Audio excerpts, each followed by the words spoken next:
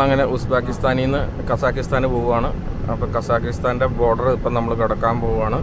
അതിവിടുന്ന് 124 മൈലുണ്ട്. നമ്മുടെ അടുത്ത ഡെസ്റ്റിനേഷൻ ശ്യാംകെൻഡ് എന്ന് പറഞ്ഞ സ്ഥലം. അവിടെയാണ് നമ്മൾ ആദ്യത്തെ സിറ്റി. അത് കഴിഞ്ഞ് കഴിഞ്ഞാൽ പിന്നെ വലിയ സിറ്റി ഒന്നുമില്ല. നമ്മളവിടെ ആ സിറ്റിയുടെ കുറച്ച് കാഴ്ചകളിലോട്ടാണ് പോകുന്നത്. അവിടെ കാഴ്ചകൾ കണ്ടു കഴിഞ്ഞ ശേഷം നമ്മൾ അൽമാട്ടിക്ക് പോകും. അൽമാട്ടിയിലാണ് ഇന്ന് നൈറ്റ് സ്റ്റേ. ഇപ്പോൾ നമ്മുടെ ഈ ഉസ്ബെക്കിസ്ഥാൻ ഹോട്ടൽ എന്ന് പറഞ്ഞ പോലെ അവിടെ കസാക്കിസ്ഥാൻ ഹോട്ടൽ എന്ന് പറഞ്ഞുകൊണ്ട് ആ ഹോട്ടലിലാണ് നമ്മളിന്ന് താമസിക്കുന്നത്. ഇന്നും നാളെയും താമസിക്കുന്നത്. ബാക്കി വിശേഷങ്ങൾ യാത്രയിൽ. നമ്മൾ കസാക്കിസ്ഥാൻ്റെ ബോർഡറിനോട് അടുത്തുകൊണ്ടിരിക്കുകയാണ്. ഇവിടെയാണ് അവിടുന്ന് വന്ന ആൾക്കാർ ടാക്സിയൊക്കെ വിളിച്ച് വന്നതും.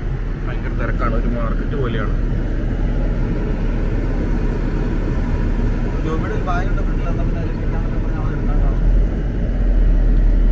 എനിക്ക് തന്നില്ല.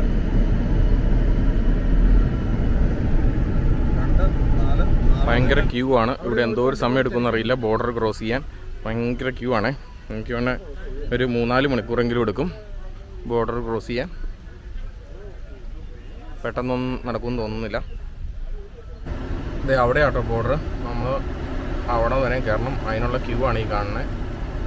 ഭയങ്കര ചൂടാണ്. നമ്മൾ ഇടയ്ക്ക് വണ്ടി കയറ്റിയിടും, എന്നിട്ട് നിർത്തും.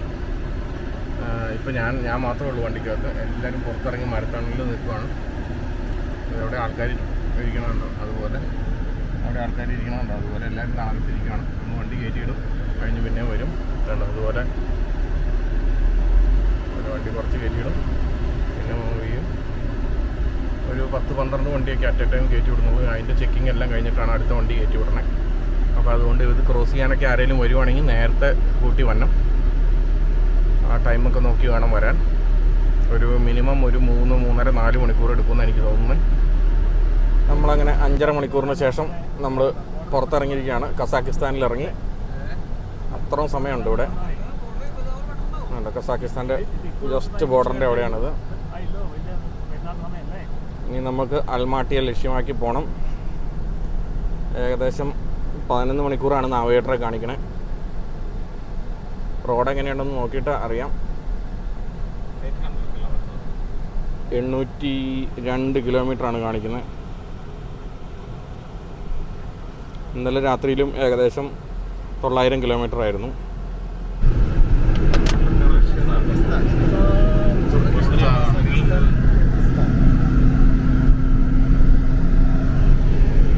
ഇതാണ് കസാക്കിസ്ഥാൻ്റെ റോഡുകൾ. ഉസ്ബെക്കിസ്ഥാനേക്കാളും നല്ല റോഡുകളൊക്കെയാണ് കസാക്കിസ്ഥാനിൽ. ജസ്റ്റ് കണ്ടോളത്തോളം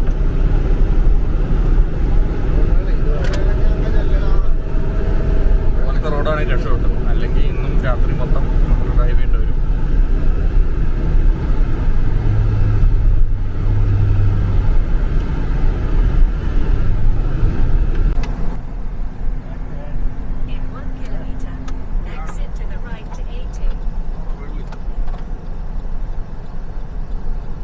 ഒറ്റ റോഡുള്ള അങ്ങോട്ട് അൽമാട്ടി വരെ.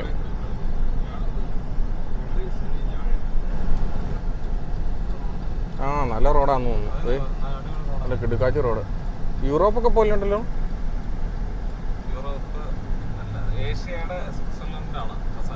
ഏഷ്യയുടെ സ്വിറ്റ്സർലൻഡ് ആണോ? ആ അടിപൊളിയാട്ടോ. ഇതിന് കാണാൻ രസമുണ്ട്. നല്ല രസമുണ്ട് കേട്ടോ കാണാൻ. നമ്മുടെ സൂപ്പർ ഹൈവേ ആണ്. ഇവിടെ പെട്രോളിനും വിലക്കുറവാണ്.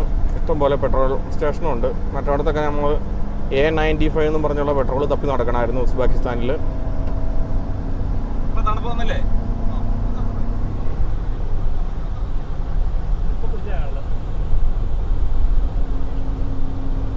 ഇതാണ് ഇവിടുത്തെ പ്രകൃതി.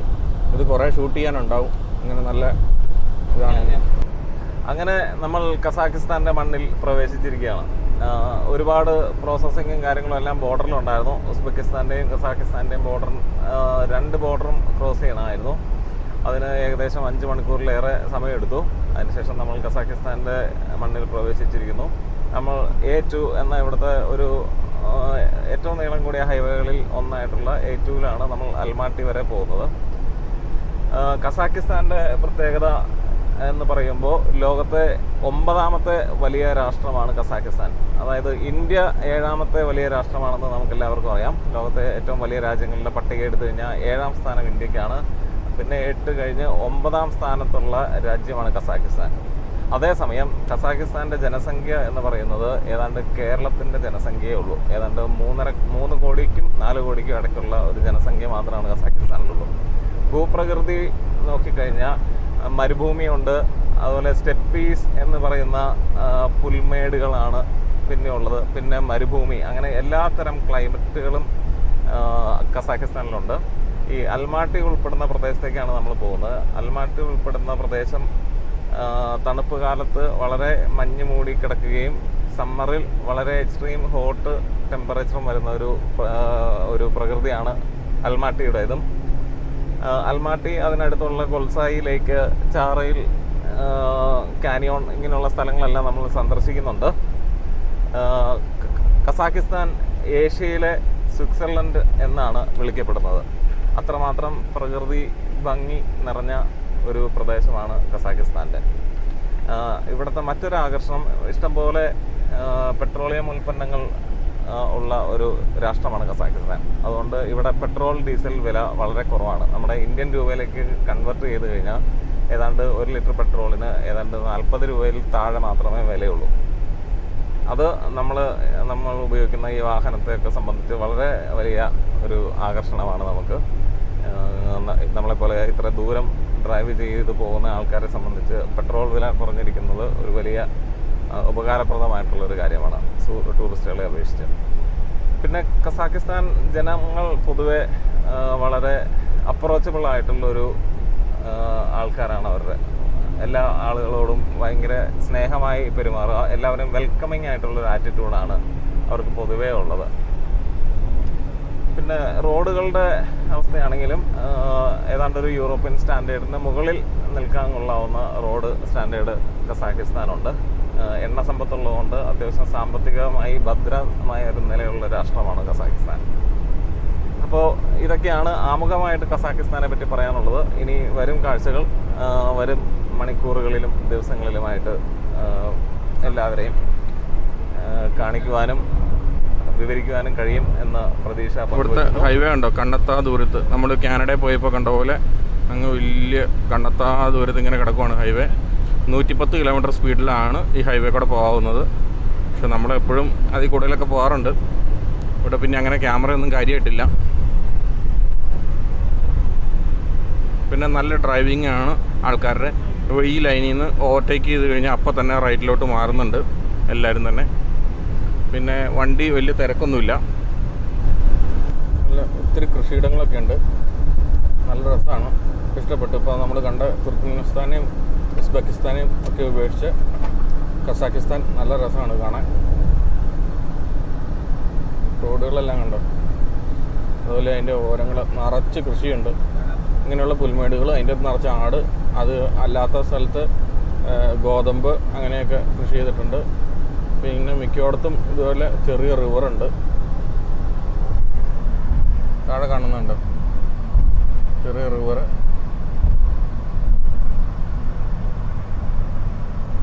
ഇത് ഇവിടുത്തെ ഒരു ഗ്രാമമാണ്.